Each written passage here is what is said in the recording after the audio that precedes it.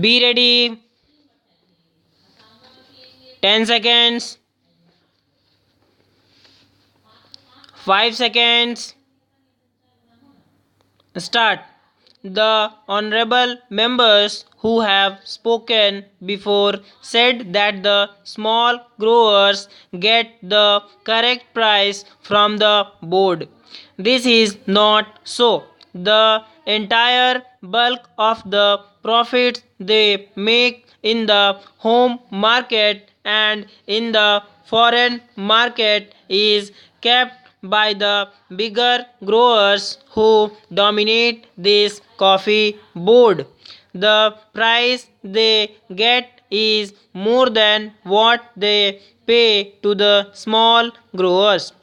That is the complaint of the small growers.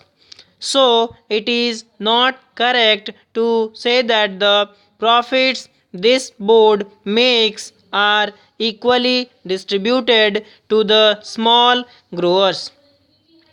Hence, the conflict between the big growers and the small growers is increasing.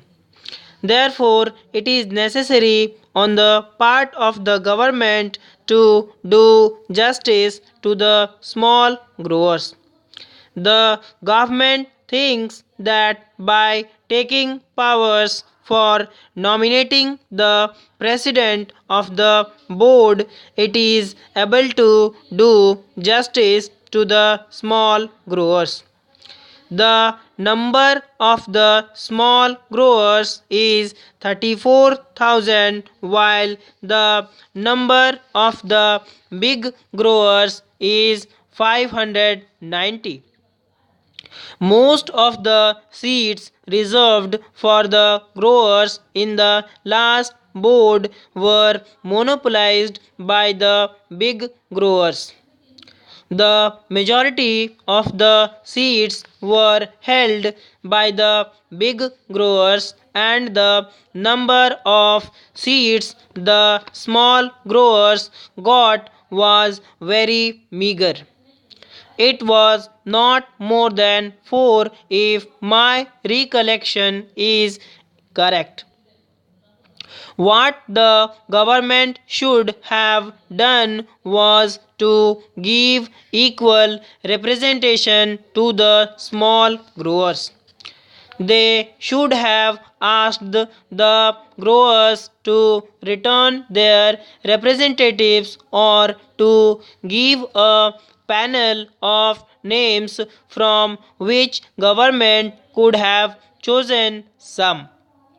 The choice of the representatives should have been left to the respective organizations. If there was no organization for the small growers, government should have asked them to organize one separately and then send in their representatives. Our friends said that the representatives of the small growers were there on the existing board. It is true, but I know the practice of these big growers or big industrialists having given membership to the small fry on their organizations. They don't allow them to express themselves. The chairman or the man who holds sway of the boards sees to it that all the members agree to what he dictates. This is the practice in these associations. We know that, so it is better to have a separate organization for the small growers and ask them to submit their panel of names to represent them on the board.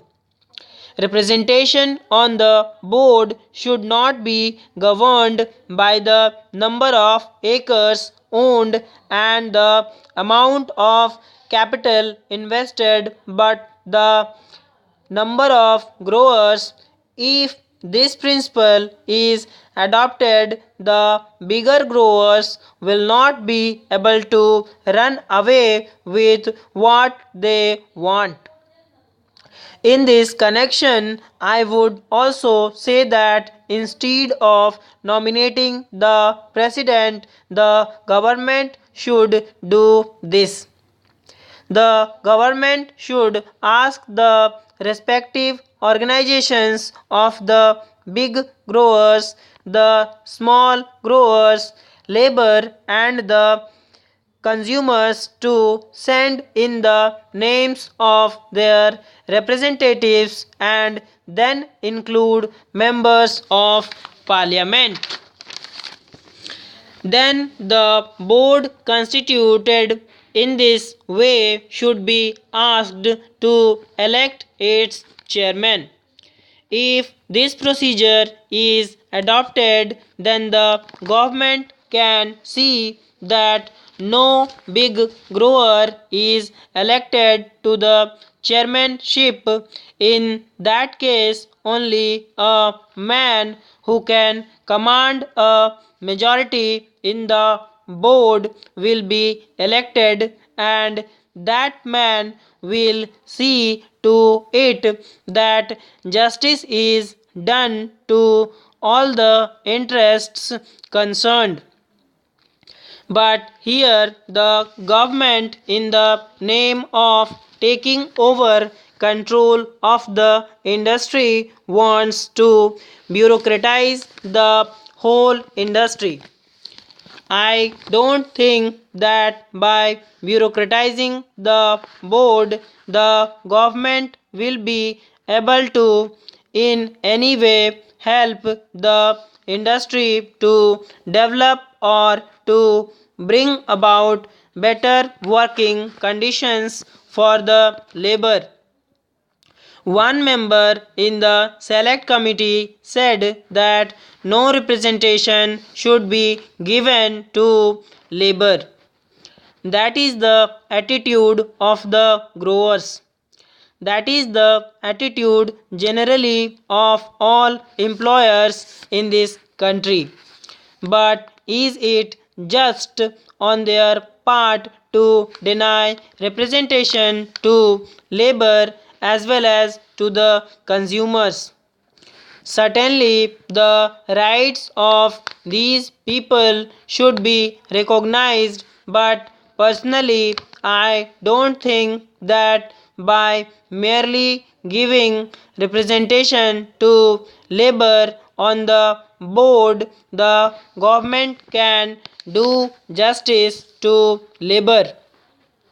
It is true that the minister in the select committee, as well as in his reply to the debate in the other house, said that the working conditions of labor were very pitiable and deplorable and should be improved. Sir, there was also a petition sent to the Lok Sabha by the employees of the coffee house recommending to the house that their petition should be considered. The employers deny the rights of the workers and they say that they have made all efforts to develop the industry in all these 13 years. At whose cost? It is at the cost of workers by paying them low wages. They have made a huge profit, which is expressed in the reply of Mr. Radcliffe to a question of the Honorable Minister for Commerce and Industry, that he had been disturbing a dividend of 13.5% in 1 year.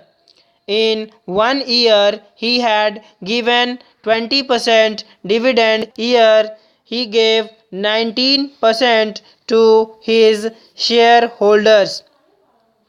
At the same time, this big dividend is after deducting the expenses including depreciation, taxation, reserve fund, and reserve fund to capital invested. Apart from all these, they have made a net profit so as to distribute an average dividend at 13.5%. Can anybody imagine that such an industry should be allowed to distribute this high dividend at the cost of poor labor who actually produced this profit?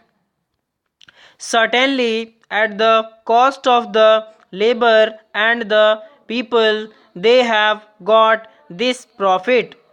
The coffee houses are getting coffee at the rate of rupees 210 per kilo. At the same time, how do they sell coffee there? Thank you, friends. Do like, subscribe, share.